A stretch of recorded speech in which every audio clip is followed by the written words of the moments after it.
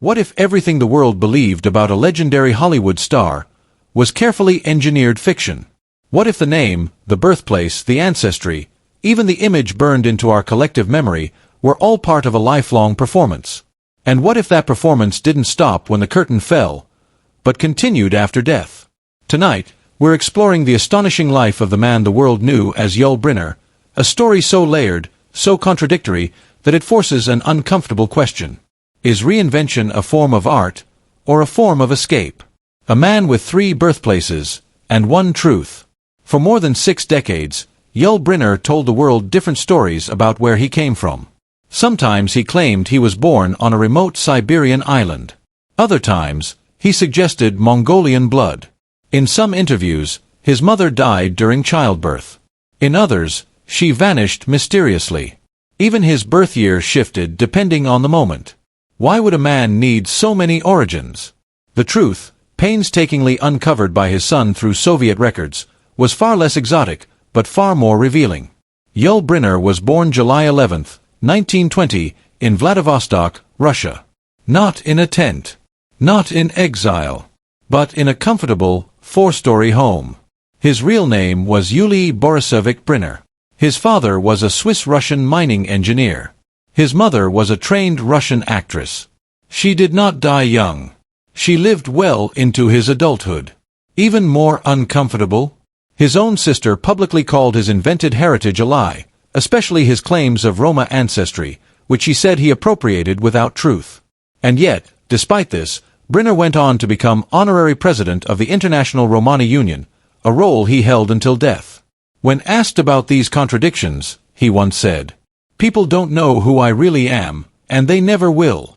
So the question becomes, was he hiding, or was he creating? The fall that changed everything. At 16 years old, Brynner wasn't acting. He was flying. He worked as a trapeze artist in Paris, performing high above the ground, until one miscalculated moment ended everything. He fell. The impact shattered his body. Medical records describe nearly 40 broken bones. He was completely paralyzed for 8 months. Doctors weren't sure he would survive. Imagine that, your body destroyed before adulthood even begins.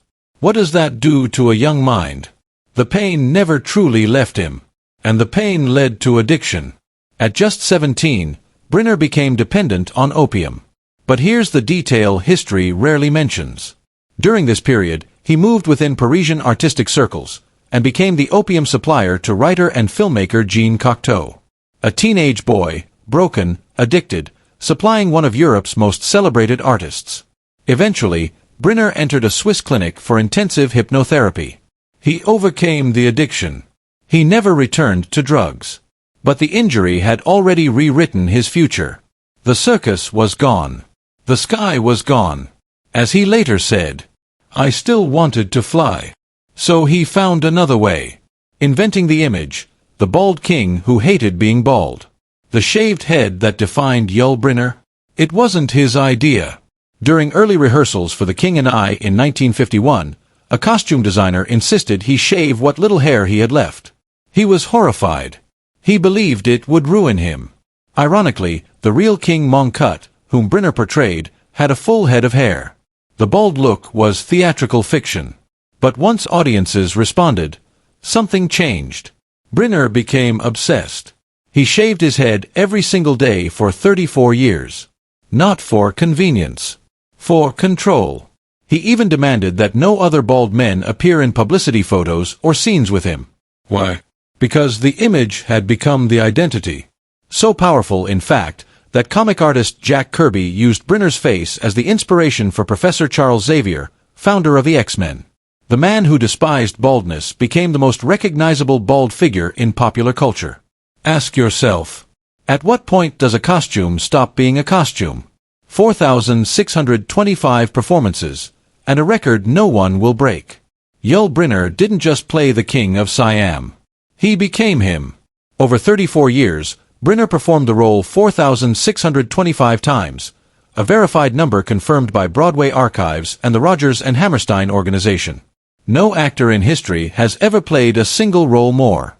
But here's where the story turns haunting. In September 1983, Brynner celebrated his 4,000th performance. That very day, he received devastating news. Inoperable lung cancer. Doctors gave him months. He went on stage anyway. And not once, but 625 more times. Night after night. 8 shows a week. While undergoing radiation and chemotherapy. In the final scene of The King and I, the king dies. And the audience knew. The cast knew. And Brynner knew. He wasn't acting anymore. So ask yourself, is that dedication or defiance? The pettiest feud in Hollywood history. While Brynner ruled Broadway, Hollywood brought him a different challenge, Steve McQueen. During The Magnificent Seven, McQueen's role was minor. But McQueen wanted attention. So he disrupted scenes, constantly. Rattling shotgun shells. Flipping coins. Adjusting his hat. Fidgeting endlessly. It was calculated. And it worked. Brynner was furious. So furious, in fact, that he hired an assistant whose only job was to count McQueen's distractions. A professional fidget counter. Brynner even threatened, "If I take off my hat, no one will look at you for the rest of the film." The feud lasted 20 years. Until McQueen, dying of cancer himself, made a call. He thanked Brynner for not having him fired. Brynner forgave him. Because he understood something few actors ever do. McQueen's rebellion made them both legends. The photographer no one expected. Behind the scenes, Brynner had another life. He was a serious photographer. Not a hobbyist. A professional. His photographs appeared in Life magazine. They were praised by Henri Cartier-Bresson. He captured moments no one else could. Elizabeth Taylor unguarded. Audrey Hepburn relaxed. Frank Sinatra unposed. Studios even used his images as official stills. Over 8,000 photographs survived, now compiled by his daughter. The man who controlled his image so fiercely had an unmatched eye for revealing others. Dying on stage, for real. After his diagnosis, Brynner refused to retreat. He said, "I didn't want to lie in bed waiting. I'd rather stand before 2,000 people." So he did. When radiation damaged his voice, productions paused. Then resumed. His final performance came June 30th, 1985. A 5-minute standing ovation followed. The orchestra played Auld Lang Syne. He died 102 days later. But he wasn't finished. A message from beyond the grave. Before his death, Brynner recorded a final television interview. He knew exactly what he was doing. Asked what he would say to smokers after he was gone, he said, "Now that I'm gone, don't smoke. Whatever you do, don't smoke."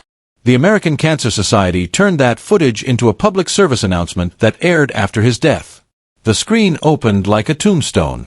Yul Brynner, 1920 to 1985. Then his face appeared. The sharp gaze. The shaved head. The voice that carried authority without shouting. It wasn't a character this time, it was a warning. When Yul Brynner spoke publicly about smoking, letters flooded in from around the world. Children begged their parents to quit. Adults put cigarettes down mid-pack. Doctors replayed the clip in waiting rooms. One man, already fading, managed to change lives in his final act. The man who had spent a lifetime inventing himself ended it by telling the truth. Behind the iconic image was a carefully constructed myth. Brynner claimed many origins, many stories, many pasts. He reshaped himself again and again until the performance became reality. Hollywood didn't question it. Audiences didn't question it. They didn't want to. He was too convincing. But truth has patience. A secret burial, and a final irony.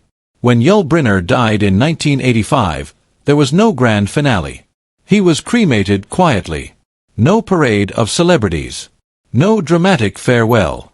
5 years later, his ashes were moved, almost in secret, to a remote French monastery. No press release. No cameras. No Hollywood spectacle. Just a simple stone, resting far from the lights he once commanded. And yet, the irony waits patiently. In Vladivostok, the city he once denied being connected to, a statue now stands in his honor. Solid. permanent, unavoidable. The place he tried to erase chose to remember him anyway. The truth waited until the curtain fell. The uncomfortable legacy. Yul Brynner proved something few people are comfortable admitting. You can invent yourself. You can bury your past. You can repeat a role so perfectly, so relentlessly, that the world forgets there was ever a difference between who you were and who you claimed to be. And if you're disciplined enough, committed enough, bold enough, they will believe you. Even when documents tell another story. Even when history whispers otherwise. But Brynner's final lesson wasn't about deception. It was about control.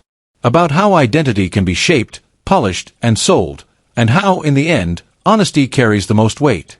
His greatest performance wasn't on stage or screen. It was the life he built, and the truth he chose to tell at the very end. And maybe that's what makes his story linger. Because long after the applause fades, the truth always takes its bow.